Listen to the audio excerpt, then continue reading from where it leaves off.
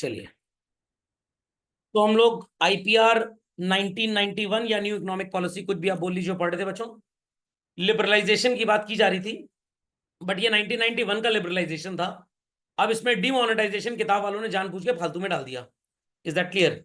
क्यों डाल दिया भगवान जाने, क्योंकि ये सिर्फ और सिर्फ फाइनेंशियल सेक्टर रिफॉर्म्स की बात चल रही है। और ये किस जमाने के फाइनेंशियल सेक्टर रिफॉर्म्स है सबको क्लियर होना चाहिए। 1991। जब किताबें कम बिकती हैं तो ऑथर्स ऐसी चीजें बीच में ऐड ऑन कर देते हैं, तो उनको लगे किताब में कुछ नया एग्जाम में आ सकता है। एग्जाम में वही आएगा जो बोर्ड ने प्रेस्क्राइब किया हुआ है। बट आपको ये बात पता होनी चाहिए कि डीमोनेटाइजेशन बेसिकली किया क्यों गया था। तो काफी बच्चे ये बोलते हैं कि भाई डीमोनेटाइजेशन इसलिए किया गया था कि जो भी हमारी कंट्री में एक ऐसा मनी है जिसको लोगों ने कमाया तो बट उस पर टैक्स नहीं दिया, उस मनी को क्या बोलते हैं? ब्लैक मनी बेसिकली बोलते हैं। समझ में आ गया? तो गवर्नमेंट इस ब्लैक मनी को कैंसिल करना चाहती थी। ऐसा कुछ नहीं था बच्चों। गवर्नमेंट ये जान चुकी थी कि भाई आने वाले टाइम में इलेक्शंस होने वाले हैं कुछ पर्टिकुलर स्टेट्स में। हुआ कब था डिमोनेटाइजेशन से सबको पता है? 2014, 15, 16 कब हुआ था? 2016 में हुआ था। डेट यहाँ पे ना लाइक लिखी नहीं है। चलिए, 2016 8 नवंबर। जब भी लोग बोलते थे मित्रों तो लोगों की हालत खराब होती थी।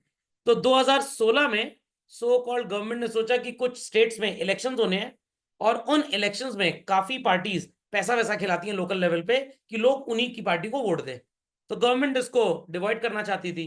और ज्यादा पैसा भाई किसके पास होगा? जो इस तरह के लोग होंगे जो इस तरह से गलत तरीके से पैसा कमाते हैं। Is that clear? तो इन दैट केस गवर्नमेंट ने सोचा कि हम एक रेजोल्यूशन पास करेंगे कि जितने भी पुराने 500 और 1000 के नोट थे वो पर्टिकुलरली अब नहीं चलेंगे। आप उनको बैंक में लाके जमा करा सकते हो और बैंक आपके अकाउंट में उस पैसे को डाल देगा। और कल को आप उसको 100 रुपए दूसरे जो नए नोट आएंगे 500 और 2000 के उससे एक्सचेंज कर सकते हैं। कुछ इतने बेवकूफ टाइप के लोग थे, 100 रुपए का नोट लेके पहुंच गए। वो सोचे सब नोट बंद हो गया। फिर कह रहे नहीं नहीं ये तो थोड़ा फटा हुआ नोट था इसलिए हम वापस करने आए हैं। तो लीगल टेंडर का मतलब क्या होता है? The word tender means offer. तो मोदी जी ने जब बोला कि भाई कल सवेरे से या आज रात 12 बजे से, आज रात 12 बजे बोला था कि 500 और 1000 के जो पुराने नोट होंगे वो लीगल टेंडर नहीं होंगे।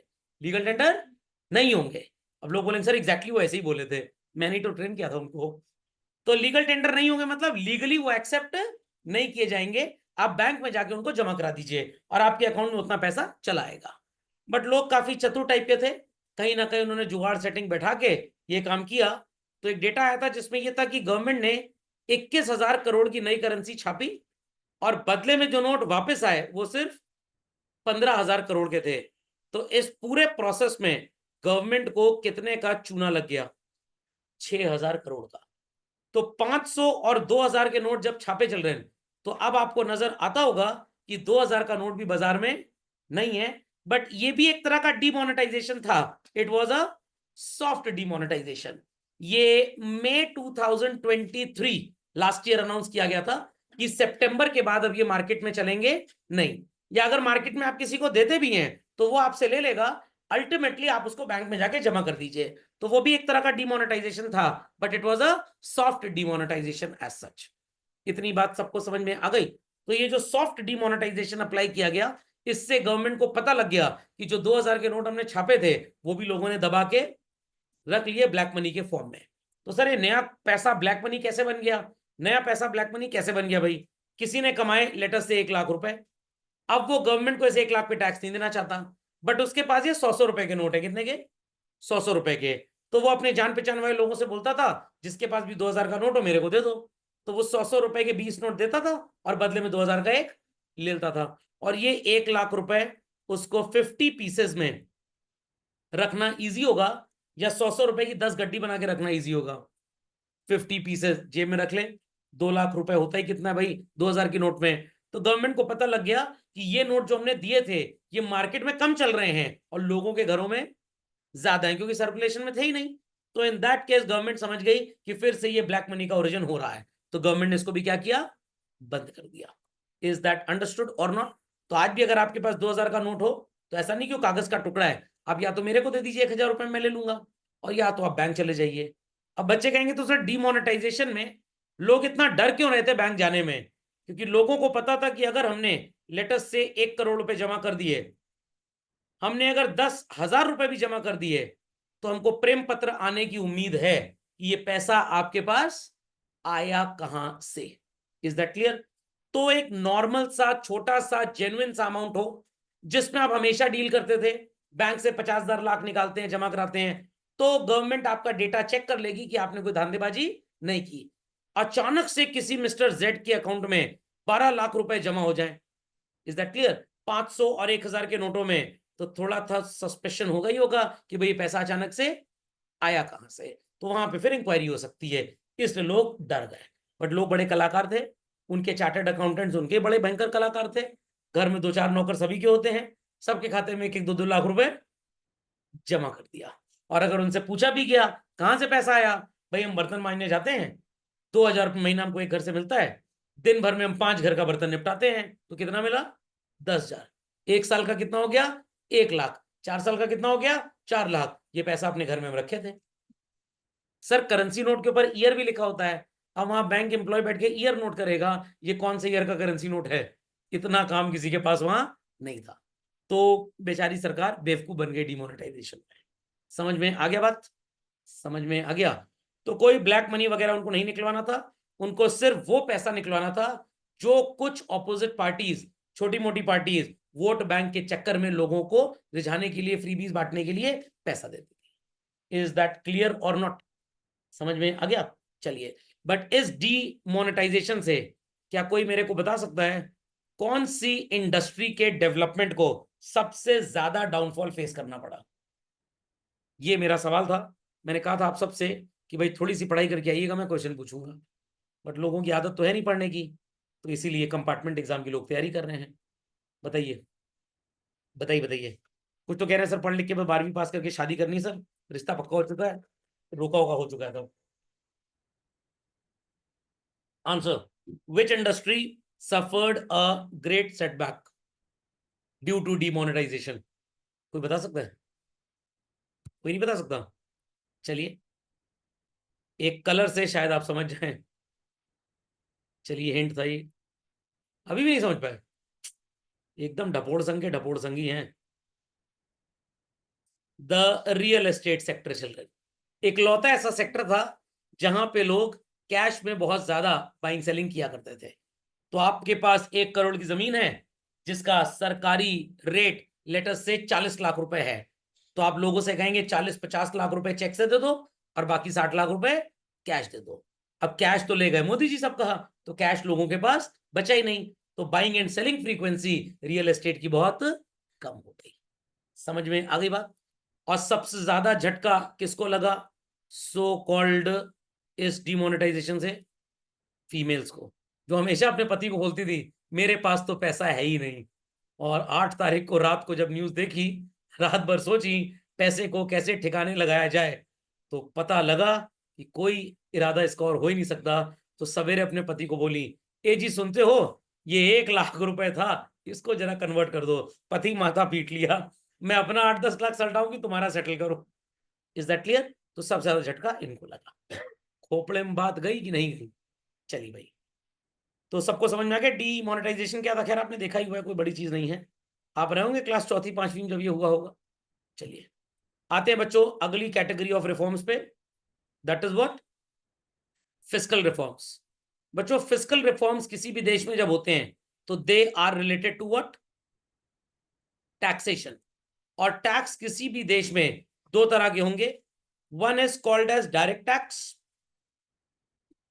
And other is called as indirect tax. आपका प्रश्न होगा सर ये डायरेक्ट और इनडायरेक्ट टैक्स होता क्या है? 90% लोग बेवकूफी भरा जवाब देते हैं जो टैक्स आपको देना पड़े वो डायरेक्ट, जो किसी और को देना पड़े इनडायरेक्ट। ऐसा कुछ नहीं होता बच्चों। हर वो टैक्स जिसका इंपैक्ट और इंसिडेंस एक आदमी पे पड़े, एक इंसान पे पड़े, एक इंस्टीट्यूशन पे पड़े, it is direct tax. But वो टैक्स जो इंपोज किया जाए किसी और के ऊपर बट अल्टीमेटली बेयर करना पड़े किसी और को, that tax is called as indirect tax basically. तो मैंने पैसे कमाए, इनकम टैक्स अपनी कमाई पे बच्चों मैं पे करूंगा गवर्नमेंट को या मेरे पड़ोसी पे करेंगे? मेरे को ही पे करना है। आपके पापा ने मनी अर्न किया बिजनेस करके, जॉब करके, उनको सरकार को टैक्स देना है अपनी कमाई पे, तो वो खुद पे करेंगे और somebody else will be paying that। नहीं सर, पापा बताते हैं चार्टर्ड अकाउंटेंट अंकल को पैसा दे दिया है, वो पे कर देंगे। अरे जाएगा तो पापा की जेब से ही ना। तो that tax is called as what? Direct tax.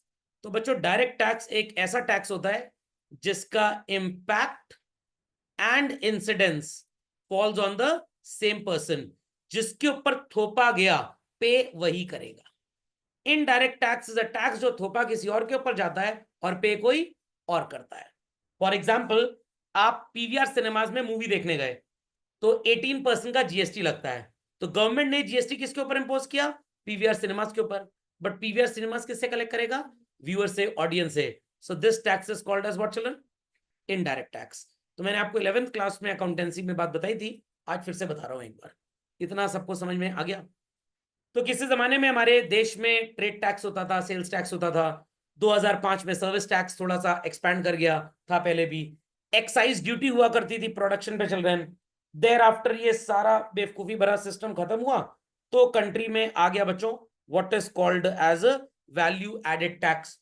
और उसके बाद वो भी बड़ा अनजस्ट था मैनेज करने में गवर्नमेंट के लिए, तो गवर्नमेंट ने उन सबको खत्म करके एक टैक्स बना दिया, and what? GST. But petrol पे या डीजल पे आज भी जीएसटी अप्लाई नहीं होता, क्योंकि जीएसटी में मैक्सिमम रेट 28% का है। और अगर पेट्रोल को जीएसटी में ले आए, तो पेट्रोल जो अभी 94-96 रुपये लीटर है, वो 40 रुपए, 50 रुपए, 60 रुपए के आसपास चला आएगा। समझ में आ गई बात? नहीं समझे? So GST is an example of what children? Indirect tax. दो तरह के डायरेक्ट टैक्सेस इंडिया में थे, जिसमें से वेल्थ टैक्स को अरुण जेटली साहब ने 2015-16 वाले बजट में खत्म कर दिया। सर ये क्या होता था? वेल्थ टैक्स बेसिकली ऐसे लोगों से लिया जाता था जिनके पास ऐसी वेल्थ है जिसको वो कमर्शियल पर्पस के लिए इस्तेमाल नहीं कर रहे हैं। Blocked asset. कौन सी एसेट? Blocked asset. जैसे सर, आपके दादाजी के पास लेटेस्ट से एक पेंटिंग है 2.5 करोड़ रुपए की। कितने की? 2.5 करोड़। और वो पेंटिंग अगर आपने इनहेरिट कर ली तो कोई टैक्स नहीं। बट वो पेंटिंग अगर उन्होंने मेरे को दे दी, आई रिपीट, वो पेंटिंग मेरे को दे दी, समझ में आ गया? तो सरकार कहती थी भैया 2% हमको आप इस पे टैक्स दीजिए। मैं कहूं क्यों भाई? मेरे स्टूडेंट के दादाजी थे, in natural love and affection उन्होंने मेरे को पेंटिंग दे दी। सरकार बोलेगी तेल लेने गया, लव एंड अफेक्शन। अगर आप ब्लड रिलेशन हैं तो लॉ ऑफ इनहेरिटेंस के हिसाब से वो एग्जम्प्ट होगा। बट ये कोई ब्लड रिलेशन तो था नहीं, ये ट्रांसफर ऑफ वेल्थ है, तो यहाँ पे टैक्स देना पड़ेगा आपको। Is that understood? तो लोग क्या कलाकारी करने लग गए? लोग जब पैसा कमाते थे, मतलब ये कलाकारी लगभग 2004-05 से चालू हो चुकी थी, क्योंकि तभी लोगों के पास ज्यादा पैसे आए। 91 के पहले तो पैसा ही बहुत ज्यादा नहीं था। तो लोगों को पता लग गया कि भारत सरकार ने वेल्थ टैक्स लगाया हुआ है, तो पैसा कमा कमा के देश में नहीं रखते थे, कहीं बाहर रखते थे। तो अगर आपने लेटेस्ट से 100 करोड़ रुपए का एक बहुत बड़ा सा लेटेस्ट से मान लेते हैं स्टेडियम खरीद लिया, और हम वहां पे मैचेस वगैरह कराते हैं, टिकट्स बिकती हैं, तो उसका टैक्स सरकार को मिलता है। ये स्टेडियम अगर आप किसी को देते हैं गिफ्ट में, तो कोई वेल्थ टैक्स नहीं होगा, क्योंकि ये सो कॉल्ड कमर्शियल एसेट है। कौन सी एसेट?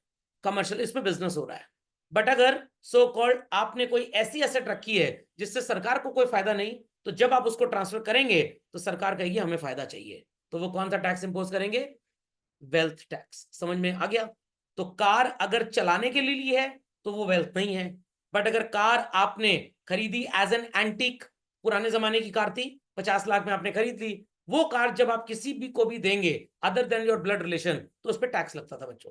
खैर अब इंडिया में ये नहीं है। 2015-16 के बजट में अरुण जेटली साहब फाइनेंस मिनिस्टर थे उस जमाने में, इन्होंने खत्म कर दिया उसको। समझ गए? अब इंडिया में क्या लगता है, और पहले भी लगता था?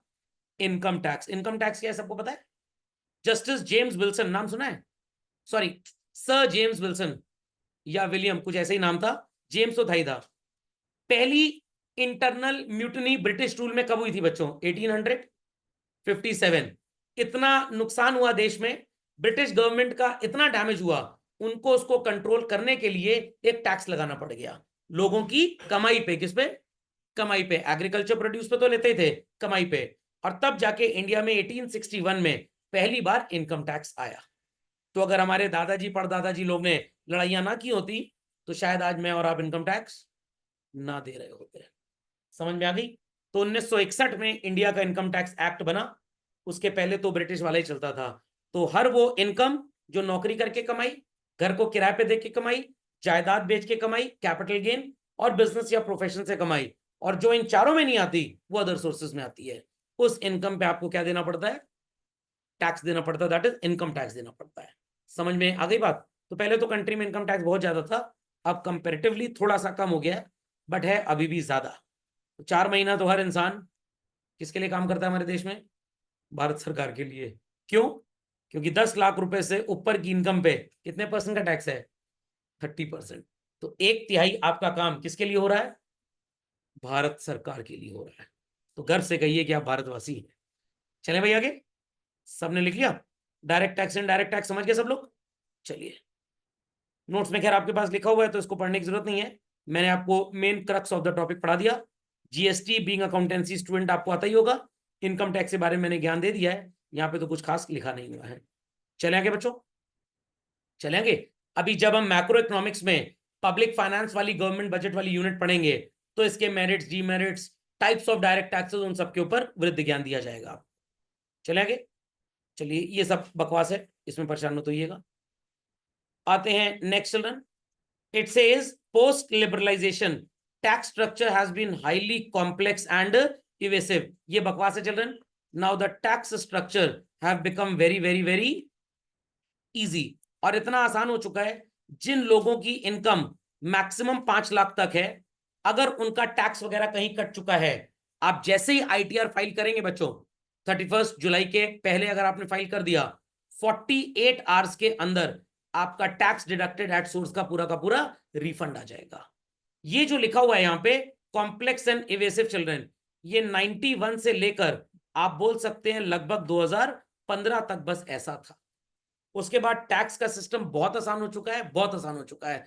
इवन 90% तो गवर्नमेंट को पता ही है कि आपने कहां कहां से पैसा कमाया है। Software are there, computer technology is there, तो बहुत आसान सिस्टम हो चुका है। तो मैं इस बात पे बिल्कुल बिलीव नहीं करता that the system is very very very complex. It is not at all complex. क्या हुआ? क्या नहीं? प्रायर टू लिबरलाइजेशन ही आगे आपको मिलेगा। नहीं, ये गलत लिखा है, ऐसा नहीं है। 91 से लेकर 2015 तक कॉम्प्लेक्स था वो, 2014-15 के बाद से कॉम्प्लेक्सिटी घटी है। तो उसके पहले तो इनकम टैक्स देते ही कितने लोग थे? 1% से भी कम। तो आज की तारीख में तो कोई कॉम्प्लेक्शन है ही नहीं, और 91 से 2015 तक भी बच्चों it was definitely very complex, very complex. But आज का सिस्टम इतना भयंकर है, आप 1 रुपए भी अगर कमाएंगे, मैं चैलेंज करता हूं कि सरकार से वो चीज छुपी नहीं है, if it has been through banking channels. Cash में किसी ने कमा लिया तो वो एक अलग बात है, एल्स अगर बैंकिंग चैनल्स के थ्रू है तो आप इनकम टैक्स फाइलिंग की वेबसाइट पे जाइए, अपना पैन नंबर डालिए, 99.99% डेटा ऑलरेडी वहां पे स्टॉक्ड है। आपने कहा कितना पैसा इन्वेस्ट किया हुआ है, सब वहां पे लिखा हुआ है। सिर्फ आपको क्लिक करके कुछ ऐसी चीजें जो इफ एंड बट हैं कि आपको ये मिल भी सकता है डिडक्शन टैक्स में और ये नहीं मिल सकता, बस वो आपको वेरीफाई करनी होती है। आई रिपीट, वो आपको वेरीफाई करनी है। इज दैट क्लियर और नॉट? नहीं समझे? जैसे सेक्शन 80DD है चिल्ड्रन, मेडिकल इंश्योरेंस प्रीमियम अगर आपने दिया तो सरकार इसमें मैक्सिमम छूट आपको देती है अगर आप नॉन सीनियर सिटीजन है, 25,000 रुपए की, जिसमें सरकार कहती है अगर 5,000 रुपए आपने कैश में पे किया है तो भैया आप इसको भी डिडक्ट कर लीजिए। तो अगर आपका इंश्योरेंस प्रीमियम 19,000 है और आपने 5,000 कैश में पे किया तो मैक्सिमम आप कितनी छूट ले सकते हैं? 24,000। सर वहां पे हम 25 टाइप कर दें तो? अभी तो टाइप कर देंगे, काम चल जाएगा, 6 महीने के बाद वहां से प्रेम पत्र चला आएगा, क्योंकि आपका ये जो 80D का बेनिफिट आपने इनकम टैक्स में लिया, government that is central board of direct taxes इसको कंफर्म करेगा आपकी इंश्योरेंस कंपनी से, और वो पुकैया कर देगी कि आपने कितना प्रीमियम भरा है। 19, 5,000 कैश पेमेंट मान लिया सरकार ने, कितना हो गया? 24। Why the hell you claim 25? समझ में आ गया? फिर सर उस केस में क्या होगा? स्ट्रेट 10,000 रुपए की पेनल्टी, 10,000 की पेनल्टी, और जितना दिन डिले से डिस्कवर हुई बातें, पर मंथ टैक्स का जो भी अमाउंट था 1% का सो कॉल्ड इंटरेस्ट आपको पे करना पड़ेगा। अगर आपने 1,000 रुपए का फर्जी डिडक्शन लिया, 30% के टैक्स स्लैब में अगर आप आते हैं तो आपने 312 रुपए की टैक्स चोरी की है। कितनी? 30%, 100 रुपए का 3, अरे 1,000 रुपए का 300 रुपए टैक्स, 4% का एजुकेशन सेस, 312 का 1% कितना होता है? 3 रुपए 12 पैसे। और 6 महीने बाद अगर ये चोरी पकड़ी गई तो मोटा मोटा 20 रुपए आपको पेनल्टी भरनी पड़ेगी इस 10,000 के साथ। समझ में आ गया? और साथ साथ आपका चार्टर्ड अकाउंटेंट भी नप जाएगा। खोपड़े में बात गई चलन, खोपड़े में बात गई भाई। तो इसीलिए आपके चार्टर्ड अकाउंटेंट्स बोलते हैं भैया अपनी बैंक स्टेटमेंट लाके दो पूरी, 1 अप्रैल से लेकर 31 मार्च तक, जो उसमें लिखा है हम उसी को वैलिड मानेंगे। बट उसके अलावा आप कुछ भी बोलिए मेरा पैसा यहां जमा है वहां जमा है, पहले कागज लाके जब तक नहीं दोगे तब तक वो सिग्नेचर करेगा ही नहीं। क्योंकि अगर उसने फर्जी सिग्नेचर कर दिया तो जैसे वो जमुना पार में शैंकी फंसा था ना, आप भी फंस जाएंगे। शैंकी को जानते हैं? नहीं जानते? अरे लिंक्डइन के थ्रू उसका जॉब लगा था। चलिए झटपट इसको कॉपी कर लीजिए, समझ में आ गया सबको? तो ये पॉइंट लिख लीजिए, prior to liberalisation as well as till 2014-15 the tax system was not very easy. Post 2015 it has become very easy and very difficult for people to evade taxes. तो आगे भाई टैक्स सिस्टम कैसा था? बहुत बढ़िया system था।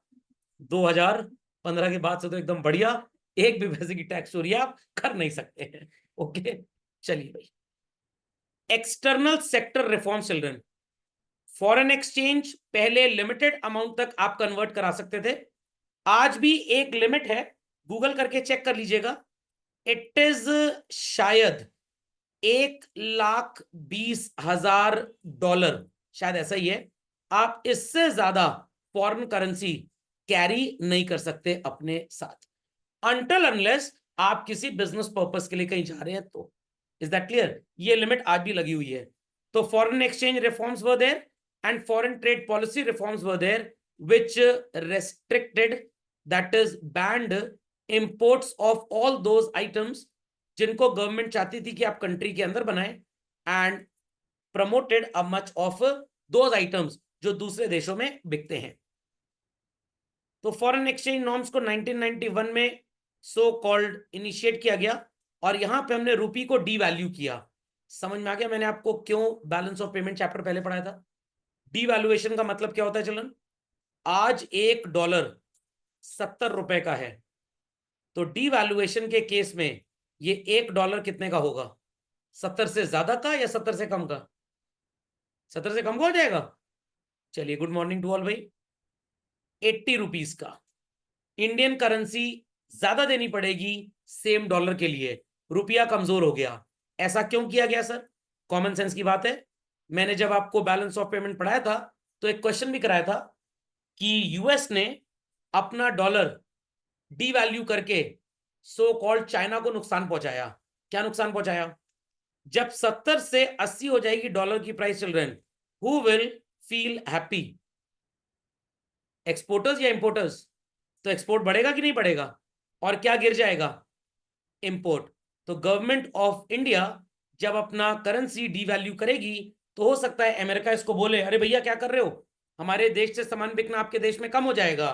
Government की कि भाई हमारे देश की बैंड बजी हुई है, यहाँ पे सामान तो फैक्ट्रियों में है बट उसको खरीदने वाला कोई नहीं है, तो अगर हम डीवैल्यू करेंगे तो हमारे एक्सपोर्टर्स का मोटिवेशन ज्यादा होगा। तो 3 महीना ऐसा चलने दीजिए, फिर देख लिया जाएगा। या इसके बदले में हम आपको अपनी कंट्री में एक हवाई पट्टी ऑपरेट करने को देते हैं ताकि पड़ोस में तोरा बोरा की पहाड़ी में अफगानिस्तान में ओसामा चाचू फंसे हैं, आप उनको वहां निपटा लीजिएगा, हमको यहाँ निपटाने दीजिए। तो ऐसे भी बायलैटरल रिलेशंस होते रहते हैं कंट्री के बीच में। नहीं समझे बात को?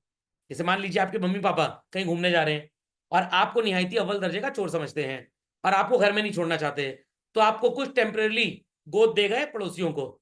अब पड़ोसियों का फायदा क्या है? आप उनके घर में झाड़ू पोछा बर्तन कर देंगे और बदले में वो आपको 3 वक्त का खाना दे देंगे। सर हम 5 वक्त खाते हैं सर, रात में भी खाते हैं थोड़ा सा सोने के बाद। चलिए 5 वक्त मिल जाएगा आपको। तो ये सबको समझ में आ गया डीवैल्यू? तो जब डीवैल्यू करेंगे तो डॉलर महंगा होगा, what will happen to exports? बढ़ेगा और इंपोर्ट घटेगा। समझ में आ गई बात? समझ में आ गई बात भाई?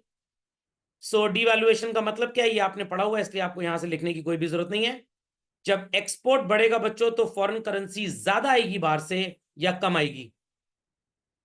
पहले तो एक्सपोर्ट होता ही नहीं था, जब एक्सपोर्ट होने लग जाएगा तो फॉरेन करेंसी का इनफ्लो बढ़ेगा। जब फॉरेन करेंसी का बच्चों इनफ्लो बढ़ेगा तो 91 से पहले जो हमारे इंडेटनेस थी जो झुआ भर हमने इंपोर्ट किया हुआ था, हम उसका पेमेंट इजिली कर सकते हैं कि नहीं? चलिए झटपट इसको लिख लें आप, क्वेरी है तो प्लीज आस्क। चलिए, समझ में आ गया डिवैल्यूएशन का सबको मतलब बच्चों? समझ में आ गया भाई? तो डिवैल्यूएशन जो 1991 में हुआ था बच्चों, उसकी वजह से इंडियन रुपी फ्रीली एक्सचेंज होने लग गया। When demand is more than supply, exchange rate used to go up, and when demand is less than supply, exchange rate used to go down. Is that clear? वो अपने adjustable peg system, fixed system, flexible system, managed floating, ये सब पढ़ा था ना। But 1991 के पहले चला करता था फिक्स्ड एंड मैनेज्ड, कभी कभी होता था। But as of today the system is purely based children on the forces of what? Demand and supply. The day India के इंपोर्ट्स बढ़ जाते हैं, डॉलर का प्राइस बढ़ेगा। द डे इंडिया के एक्सपोर्ट्स बढ़ जाते हैं, डॉलर का प्राइस गिरेगा। बट अगर हमारा ज्यादातर ट्रेड आजकल तो अपनी करेंसी में भी हो रहा है, गल्फ के साथ और रशिया के साथ, क्या हमें डॉलर के इंक्रीज डिक्रीज से कोई फर्क पड़ेगा? कोई खास फर्क नहीं पड़ेगा हमको। समझ में आ गया? Next, children, second point in this policy, foreign trade underwent a substantial change in the wake of liberalization. Tariff restrictions को हमने विड्रॉ कर लिया। पहले जो इंपोर्ट ड्यूटी थी बहुत ज्यादा हुआ करती थी, और शूज पे, सैंडल्स पे, इन सब चीजों पे बहुत ज्यादा इंपोर्ट ड्यूटी थी। आज इन सब चीजों पे इंपोर्ट ड्यूटी प्रैक्टिकली बहुत कम हो चुकी है, और गवर्नमेंट ने policy of protection domestic industry से हटा ली और बोला भैया सर्वाइवल ऑफ द फिटेस्ट के हिसाब से चलेगा। आपकी औकात है, आप सस्ता बना के बेच लीजिए देश में, और नहीं तो हम फॉरेन कंपनी को इनवाइट करेंगे, वो यहाँ पे प्लांट लगाएंगे, आप अपने आप को एक एंसेलरी यूनिट मानिएगा, गाड़ी वो बनाएंगे, नट बोल्ट आप बनाइएगा, और आप उनको सप्लाई कर दीजिएगा। तो मार्केट कंपटीशन की वजह से कोटा एंड टैरिफ की कहानी समाप्त हो गई चिल्ड्रन। समझ में आ गई बात? तो पहले गवर्नमेंट काफी प्रमोट करती थी स्मॉल स्केल को, फिर लगा स्मॉल स्केल एकदम दलिद्र हो गया है, तो वो सारे सेक्टर्स जहां पे डी रिजर्वेशन था, स्मॉल स्केल ही काम करेगा जिस पे, खत्म करके लार्ज स्केल का भी पार्टिसिपेशन डाल दिया। अब लगा लार्ज स्केल में दो चार कॉर्पोरेट्स हैं तो देश के लिए सोच रहे हैं, बट दूसरे लोग कुछ खास काम कर ही नहीं रहे, तो गवर्नमेंट ने कहा why to so called have रिश्तेदारी with them, let us call the foreign companies in India. वो यहाँ आएंगी, अपना प्लांट लगाएंगी, एम्प्लॉयमेंट जनरेट करेंगी, लोगों को तनख्वाह मिलेगी, हमको उस तनख्वाह पे और कंपनी के प्रॉफिट पे क्या मिलेगा? टैक्स मिलेगा, और मेरा देश बदल रहा है। समझ गए? झटपट इसको कॉपी करें। लेट्स प्रोसीड फर्दर चलन। तो ये सारे फीचर्स आपको समझ में आ गए। Trade policy that is foreign trade after liberalisation. Import quota खत्म कर दिया गया, इंपोर्ट लाइसेंस भी खत्म कर दिए गए, इंपोर्ट ड्यूटी को रिड्यूस कर दिया गया, एक्सपोर्ट ड्यूटी कम कर दी गई ताकि लोग ज्यादा से ज्यादा चीजों को एक्सपोर्ट कर पाए। इतना समझ में आ गया? चलिए, अब काफी बच्चे कंफ्यूज हो जाते हैं लिबरलाइजेशन एंड लेजीज फेयर में। लेजीज फेयर का मतलब क्या होता है? जो चीजें बहुत लजीज हैं, खाने में बड़ी टेस्टी हैं, उनका फेयर लगा देंगे पूरा? नो। लेजीज फेयर का मतलब होता है so called freedom of enterprise and sovereignty of the consumer. Simple भाषा में अगर बोले, let the market forces play a role. आपको जो प्रोड्यूस करना है प्रोड्यूस करिए, जिसकी डिमांड ज्यादा होगी वो महंगा बिकेगा, और जिसकी सप्लाई ज्यादा होगी वो सस्ता। वेयर एज लिबरलाइजेशन का मतलब होता है दैट द गवर्नमेंट अलाउज और reduces the what is called as policy norms and what is said as restrictions children। तो अगर गवर्नमेंट दवाई के बिजनेस में लाइसेंस फीस या लाइसेंस का कॉन्सेप्ट ही खत्म कर दे कि जो चाहे वो दवाई बेचे, तो लोग जहर भी बेचने लग जाएंगे। इन दैट केस दवाइयों की दुकानें और ज्यादा हो जाएंगी। क्लियर? तो अगर गवर्नमेंट किसी भी चीज का रेस्ट्रिक्शन कम करती है, खत्म करती है, तो आप उसको लिबरलाइजेशन बोलेंगे। बट एकदम जब मार्केट फोर्सेस के हिसाब से चीजों को छोड़ दिया, then it is called as laissez faire system. समझ में आ गया? ये लेजीज फेयर शब्द आपने बहुत बार सुना होगा, तो दोनों में डिफरेंस समझ में आ गया? तो लेजीज फेयर बेसिकली काम कहां पे आएगा? जब आप प्राइसिंग का डिसीजन लेंगे। कौन सा डिसीजन? प्राइसिंग का। Is that clear? वहां पे लेजीज फेयर ज्यादा काम आता है। बट लिबरलाइजेशन का मतलब जहां पे गवर्नमेंट अपने रेस्ट्रिक्शंस को काफी हद तक कम कर देगी। Logic understood well? पक्का? तो यहाँ पे लिखा भी होगा, बट खैर आपको इसकी कोई जरूरत नहीं है पढ़ने की, बट ये आपको काम आगे आएगा. So it simply says it is a system where there is no intervention by the government in the functioning of the economy. All decisions relating to resources and goods and services to be produced are taken by the producers based on the principle of demand and supply. मैंने बताया ना freedom of enterprise, आप जो produce करना चाहें वो produce करिए. आपने 4G का टावर लगाया जिसकी लाइफ 10 साल थी, 3 साल के बाद 5G आ गया, आप उसको हटा के 5G का टावर लगा दीजिए. 4G के टावर की पूरी आपने कॉस्ट अभी निकाली भी नहीं थी, तो एक तरह का वेस्टेज ऑफ रिसोर्स है. बट कंपनी कैलकुलेट करती है कि जितना इसमें नुकसान होगा 5G के टावर लगाने से उससे ज्यादा रेवेन्यू आ जाएगा. Concept of production possibility. तो फ्रीडम ऑफ एंटरप्राइज मतलब जो चाहे वो प्रोड्यूस करो, जिस प्राइस पे चाहे उस प्राइस पे बेचो. Sovereignty of the consumer, consumer जो चाहेगा, जिससे चाहेगा, जैसा चाहेगा, जितना चाहेगा उतना खरीद लेगा. ये होता है लजीज फेयर का सिस्टम. खोपड़े में बात गई. और अपने नियम कायदे कानून में डिस्काउंट कूपन अप्लाई करना, it is called as what? Liberalisation. Sir ये किस वेबसाइट पे लगेगा discount coupon? Sir discount coupon का नाम क्या होगा? गवर्नमेंट 100. ये डिस्काउंट कूपन है. समझ में आ गया लिबरलाइजेशन का मतलब क्या होता है? नहीं समझे? समझ में आ गया? जैसे कुछ लोग सड़क पे गाड़ी चला रहे हैं, पुलिस वाला रोक लिया और कह रहा है चाचा विधायक है हमारे. Is that clear? It is what? Police वाले ने छोड़ दिया उसको. लिबरलाइजेशन. वो पुलिस वाले की बात ही नहीं सुन रहा है, सांप की पैदावार तो ऐसे करे गाड़ी में चलना चाहे निकाल लिया. It is laissez faire system. Difference समझ में आ गया? डिफरेंस समझ में आ गया? तो लिबरलाइजेशन का मतलब है situation where government allows greater degree of freedom to the private entrepreneurs in matter relating to allocation of resources. तो दोनों में आपको साफ साफ डिफरेंस नजर आ गया होगा. हाँ, इसका मतलब ये नहीं है लिबरलाइजेशन का कि अडानी जी यहाँ पे जमुना नदी के ऊपर पाम जुमेरा आइलैंड बना देंगे, वो अलाउड नहीं है. समझ में आ गया? अगर वो हो जाए तो भयंकर लजीज फेयर हो गया, लजीजेस्ट फेयर हो जाएगा फिर तो. बट गवर्नमेंट अगर परमिशन दे दे कि भाई आप रिवर बैंक के बगल में डेवलपमेंट करिए, गोवा की तरह बीचेस बना दीजिए, then it would be called as what? Liberalisation. समझ में आया कि नहीं आया? पक्का? चलिए 2 पॉइंट्स लिख लीजिए, काम आ जाएंगे बच्चों आपको. Let's continue further. चलन सबको ये बातें समझ में आ गई भाई? कोई क्लैरिफिकेशन तो नहीं चाहिए? चलिए, प्राइवेटाइजेशन चल रहा है. किसी भी गवर्नमेंट एंटरप्राइज को अगर कोई नॉन गवर्नमेंटल एंटरप्राइज खरीद लेता है तो यहां पे आप शब्द क्या यूज करेंगे बच्चों? प्राइवेटाइजेशन. बट यहां पे एक और शब्द हैंड इन हैंड यूज होता है children, and that is called as disinvestment and privatisation. But दोनों में डिफरेंस है थोड़ा सा. मैं एक छोटा सा एग्जांपल लेता हूं. People must have heard about Bharat Sanchar Nigam limited, yes और नो? और आपने सुना होगा MTNL के बारे में भी. They both are governmental organisation और non governmental? Governmental.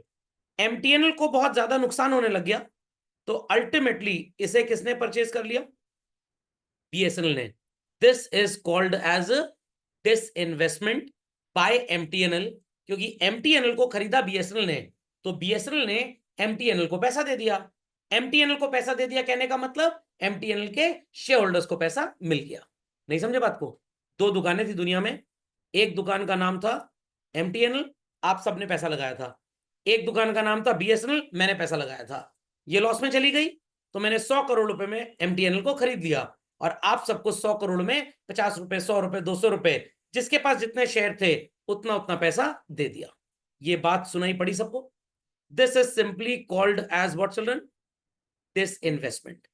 But the next example, if I say if MTNL is purchased by Tata Tele Services, कौन सी कंपनी? Tata tele services. तो टाटा टेली सर्विसेज बच्चों क्या कोई गवर्नमेंटल बॉडी है? No, it's a non governmental private body. Is that clear? तो Tata tele services ने अगर MTNL को खरीदा तो ये डिसइन्वेस्टमेंट भी होगा, क्योंकि MTNL का पैसा तो निकल लिया, एज वेल एज क्या होगा? प्राइवेटाइजेशन. तो हमेशा प्राइवेटाइजेशन में डिसइन्वेस्टमेंट हो ये जरूरी नहीं है. सिर्फ जब प्राइवेट ऑर्गेनाइजेशन किसी नॉन प्राइवेट या गवर्नमेंटल एंटिटी को खरीदेगी, then only the word will be disinvestment and privatisation. समझ में आ गया? प्रश्न उठता है सर MTNL भारत सरकार बेच क्यों रही है? भाई लॉस में जा रही है, अगर आपका बिजनेस भी लॉस में जाएगा आप क्या करेंगे, बेच देंगे। समझ में आ गया। अब एमटीएनएल के एम्प्लॉइज को ये रिटेन करें ना करें, ये टर्म्स एंड कंडीशंस देख लिए जाते हैं उस जमाने में। सबने लिख ली थी बात, 2 लाइन की डेफिनेशन कॉपी करें, बड़ी इंपॉर्टेंट है। Process of involving the private sector in the ownership और operation of a state owned enterprise. तो प्राइवेट सेक्टर का मतलब हो गया non governmental organisation who is buying a government owned organisation. तो कोई गैर सरकारी संस्था जब सरकारी संस्था को खरीद लेती है, इस प्रोसेस को हम क्या बोलते हैं बच्चों, प्राइवेटाइजेशन। तो गवर्नमेंट को जब लगता है कि उनकी किसी यूनिट का लॉस हो रहा है तो वो प्राइवेट सेक्टर को चुपके से बेच देते हैं। अब आप कहेंगे सर प्राइवेट सेक्टर को लॉस नहीं होगा, बिल्कुल नहीं होगा, क्योंकि वो काम चोर एम्प्लॉइज को जैसे दूध में से मक्खी निकाली जाती है वैसे निकाल के बाहर कर देंगे। रिसेंटली अगर लोगों ने सुना हो, एलआईसी के शेयर्स भारत सरकार बेच रही है बच्चों। क्यों? क्योंकि उनको लग रहा है कि एलआईसी में जो पैसा लगा है वो बहुत ज्यादा है, इतने पैसे की हमें जरूरत है ही नहीं, तो लोगों से बोलो कि भाई हमारा शेयर खरीद दो। और कुछ लोग एलआईसी का शेयर खरीद रहे हैं ये सोचते हुए कि कल को प्रॉफिट बढ़ेगा, कंपनी बढ़िया डिविडेंड देगी। टोटल बेवकूफी भरी बात है बच्चों। अगर इतना प्रॉफिट होता आने वाले टाइम में तो क्या गवर्नमेंट ने बेवकूफी भरा कदम उठाती? नहीं उठाती। तो अगर आपकी किसी दुश्मन के पास एलआईसी के शेयर हैं, कहिए और खरीदो और खरीदो और खरीदो। और अगर किसी बहुत नजदीकी करीबी रिश्तेदार मौसी जी या उनके किसी रिश्तेदार के पास है तो उनको तुरंत फोन करके बोलिएगा कि एलआईसी का जितना शेयर रखा है जल्दी से जल्दी इसको बेच दो, नहीं तो पहले एलआईसी निपटेगी फिर आप निपट जाएंगे। समझ गए इस बात को? समझ गए इस बात को भाई? तो 2 चीजें मार्क कर लीजिए चिल्ड्रन। प्राइवेटाइजेशन में गवर्नमेंट अपनी एंटरप्राइज को बेच देती है और अपनी ओनरशिप पूरी तरह से बाहर कर लेती है। मेनी टाइम्स ये पीपीपी मॉडल पे भी कन्वर्ट हो जाते हैं। जैसे मान लेते हैं कि एलआईसी में 100% इक्विटी जो थी, for example 78% was owned by central government. कितना चलन? 78%। और 22% is owned by me and you, मतलब प्राइवेट पब्लिक सेक्टर या प्राइवेट सेक्टर कुछ भी बोल लीजिए, पब्लिक दैट इज लोगों ने खरीदा हुआ है। तो ये जो यूनिट चल रही है, क्योंकि ज्यादा पैसा गवर्नमेंट का लगा है, इसलिए सारे अपॉइंटमेंट्स मैनेजिंग डायरेक्टर कौन डिसाइड करेगा? गवर्नमेंट डिसाइड करेगी। समझ गए इस बात को? झटपट लिख लें इसको। चलिए मूविंग अहेड। तो बता दिया मैंने आपको डिसइन्वेस्टमेंट क्या होता है, प्राइवेटाइजेशन क्या होता है। What is the need for privatisation, ये अगले लेक्चर में पढ़ेंगे। और नीड एक ही थी, जितनी कामचोर poor performance loss suffering entities थी, सरकार ने कहा अपना बोझा कम करो और ये प्राइवेट सेक्टर को बेच दो। वो कामचोर एम्प्लॉयज को बाहर निकाल देंगे तो एम्प्लॉय कुछ बोलेगा भी नहीं, धरना प्रदर्शन भी नहीं जाएगा। बट गवर्नमेंट के खिलाफ चला गया तो सरकार की कुर्सी हिल जाएगी, इसलिए गवर्नमेंट इतने हार्ड डिसीजंस नहीं ले पाती है। ओके चलिए दैट्स ऑल फॉर टुडे। चलिए।